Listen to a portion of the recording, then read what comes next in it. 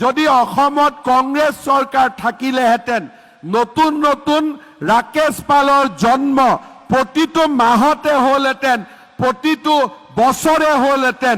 যিখন ৰাজ্যত কংগ্ৰেছৰ শাসনকালত আমাৰ আই মাতৃসকলে সূতা আৰু কম্বলৰ কাৰণে লাইন লগাবলগীয়া হৈছিল, এইখনে আজি আমাৰ ৰাজ্য, য'ত 1.5 লাখ যুৱক যুৱতীক এটকাও পইচা নিদিয়াকৈ চৰকাৰী চাকৰি দিব পৰা অৱস্থাত আহিছে। অসমে আগতে আন ৰাজ্যৰ পৰা শিকিছিলে, কিন্তু আজি আমাৰ অসমে ভাৰতৰ আন ৰাজ্যবোৰৰ কাৰণে বিকাশৰ ক্ষেত্ৰত আদৰ্শৰূপে প্ৰতিষ্ঠা হৈছে। আজি আমাৰ বাবে, আমাৰ ৰাজ্যখনৰ বাবে এই গোটেই সময়ছোৱা হ'ল এক গৌৰৱৰ সময়, আমাৰ ৰাজ্যখনক আগবঢ়াই লৈ যোৱাৰ সময়। আজি ভাৰতত কোনো ৰাজ্য বিচাৰি নাপাব য'ত দুখীয়া মানুহক বিচাৰি বিচাৰি ৰেচন কাৰ্ড দিয়া হয়, য'ত দুখীয়া মানুহক বিচাৰি বিচাৰি অৰুণোদয় দিয়া হয়, যিখন ৰাজ্যত দুখীয়া মানুহক, ভূমিহীন মানুহক বিচাৰি বিচাৰি মিছন বসুন্ধৰা দিয়া হয়।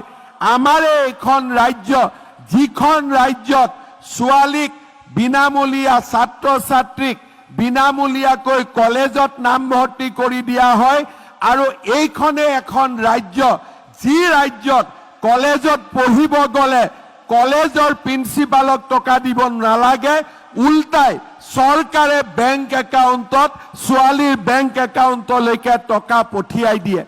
এইখনে আমাৰ ৰাজ্য, যিখন ৰাজ্যত সুদীৰ্ঘ কংগ্ৰেছৰ শাসনকালত আমি দিল্লীৰ ওপৰত নিৰ্ভৰশীল হৈ আছিলোঁ, যিখন ৰাজ্যত কংগ্ৰেছৰ শাসনকালত আমাৰ আই মাতৃসকলে সূতা আৰু কম্বলৰ কাৰণে লাইন লগাবলগীয়া হৈছিল, এইখনে আজি আমাৰ ৰাজ্য, য'ত 1.5 লাখ যুৱক যুৱতীক এটকাও পইচা নিদিয়াকৈ চৰকাৰী চাকৰি দিব পৰা অৱস্থাত আহিছে।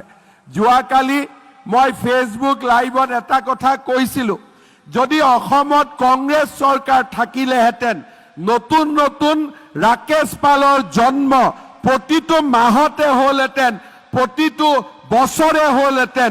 APSCৰ পৰীক্ষা দিয়াৰ পিছত মানুহে টিভিত চালেহেঁতেন কোন মন্ত্ৰীৰ ল'ৰাই চাকৰি পালে, কোন অফিচাৰৰ খুলখালিয়েকে চাকৰি পালে। কিন্তু যোৱা 3 বছৰত কংগ্ৰেছৰ সেই দৃশ্যৰ পৰিৱৰ্তে আজি আমি এনেকুৱালৈকে ৰূপান্তৰ কৰিলোঁ, APSC তৃতীয় চতুৰ্থ শ্ৰেণীৰ ৰিজাল্ট দিলে মানুহে টিভিত চাই কোন তৰকাৰী বেপাৰীৰ ল'ৰাই চাকৰি পালে, কোন ঠেলা চালকৰ ল'ৰাই চাকৰি পালে, কোন ৰিক্সা চালকৰ ল'ৰাই চাকৰি পালে।